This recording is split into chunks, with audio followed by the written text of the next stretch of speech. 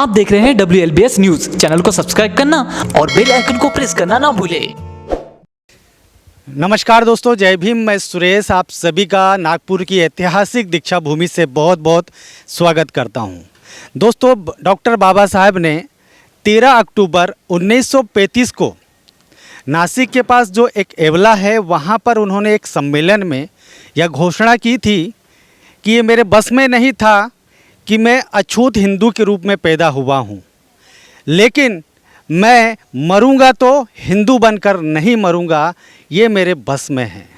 दोस्तों, बाबा साहब ने ये घोषणा 1935 में की थी और 14 अक्टूबर 1956 को नागपुर की दीक्षा भूमि में 5 लाख से ज़्यादा लोगों के साथ बौद्ध धर्म की दीक्षा लेकर वो क्रांति की जो संसार के अंदर में मेरे ख्याल से सबसे बड़ी रक्तविहीन क्रांति हुई, जिसे संसार की सबसे बड़ी रक्तविहीन यदि क्रांति कहेंगे तो कोई अतिशयोक्ति नहीं रहेगी। दोस्तों, आप जानते हैं कि कोरोना काल चल रहा है, अभी कोरोना ख़त्म नहीं हुआ है, इसलिए महाराष्ट्र सरकार के द्वारा कुछ गाइडलाइन दी गई है और आप सभी जानते हैं कि ये जो बीमारी अभी ख़त्म नहीं हुई है, इसलिए थोड़ा सा जो उपासक हैं, बाबा साहब के अनुयायी हैं, यहाँ ज़्यादा से ज़्यादा संख्या में नहीं पहुँच पाए, ऐसा हम देखने को हमें मिल रहा है। जबकि यहाँ पे आज हमें जिस आराम से खड़े हुए हैं, पहले यहाँ बहुत भीड़ भाड़ रहा करती, लाखों लोग पहुँचते थे। बहरहाल हमारे बीच में कर्नाटक से काफ़ी बौद्ध भिक्षु का एक संघ आया हुआ है, उनके साथ कुछ उपासक उपासिकाएँ आए हैं। हम चाहते हैं कि वे क्या संदेश देना चाहते हैं पूरे देश के लोगों को और ख़ास करके कर्नाटक के लोगों को। बनते जी, सबसे पहले आपका हमारे इस चैनल में बहुत बहुत स्वागत है। ओके, नमो बुद्धाय, जय भीम। बनते जी, आज 14 अक्टूबर 1956 है, ऐतिहासिक दिन है, स्वाभाविक है। आज आपका पहला संदेश क्या है? हमारे देशवासियों के लिए और भगवान बुद्ध बाबा साहब अम्बेडकर अनुयायी के लिए 1935 13 अक्टूबर को बाबा साहब ने कहा था, एक ऐलान करे थे, हिंदू धर्म में पैदा हुए लेकिन मैं हिंदू बनकर नहीं मरूंगा, ऐसा एक घोषणा किए थे। ऐसा ही 1956 अक्टूबर 14 तारीख को इस दिन बाबा साहब अम्बेडकर ने उसका संकल्प पूरा किया है। इसलिए हमारे लोग जय भीम वाले और बुद्ध भगवान के लोग हैं, वो बाबा साहब अम्बेडकर क्या सपना था वो संपूर्ण साकार करने के लिए वो लोगों को मैं एक अच्छा संदेश देता हूँ। अच्छा, मैं आपसे ये जानना चाहता हूँ कि आप देखते होंगे कि पिछले साल तो कोरोना चल रहा था, बंद था, उसके पहले भी आए हैं क्या? आए थे। उस समय का नज़ारा और आज का क्या आप महसूस कर? ये कोरोना के वजह से ऐसा ये हो रहा है। पहला तो बहुत भीड़ था, इधर चलने के लिए ठहरने के लिए जगह नहीं था, इसलिए बहुत पहला भीड़ था। लेकिन ये कोरोना की वजह से, सरकार के नियम की वजह से लोग थोड़े डर गए, इसके वास्ते लोग थोड़ा भीड़ कम हो गए।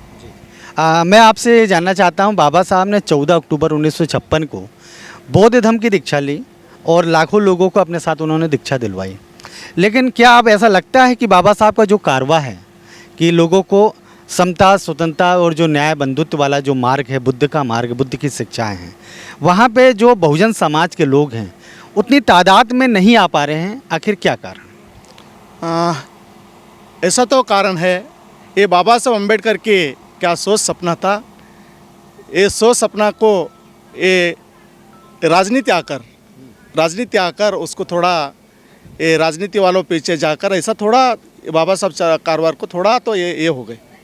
बनते जी चाह रहे हैं जो कर्नाटक के हमारे जो उपासक उपासिकाएं हैं उन्हें उनकी जो भाषा है, कन्नड़ जो भाषा है, उसमें कुछ संदेश देना चाहते हैं। जो हिंदी के दर्शक हैं या अंग्रेजी समझते हैं उनसे मैं क्षमा चाहता हूं, लेकिन इनकी भावनाओं को समझिए आप।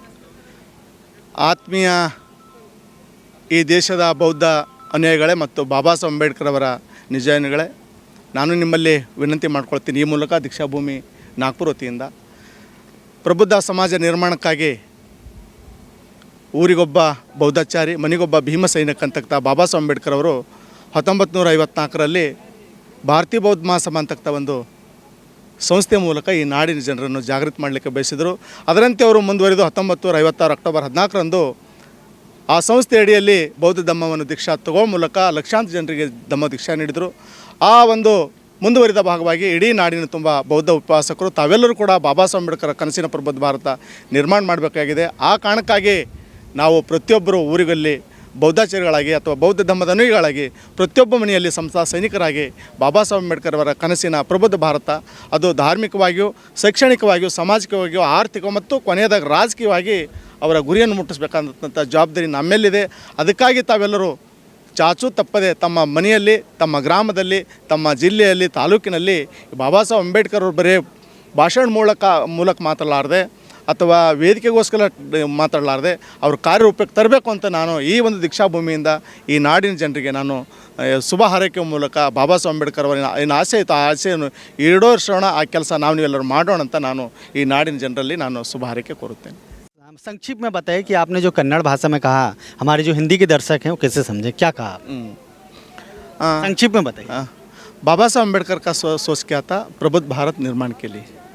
इसलिए पहला हमारे लोग ये लोगों को पहला धार्मिक व्यवस्था नहीं था, इसलिए एकत्र नहीं हुए.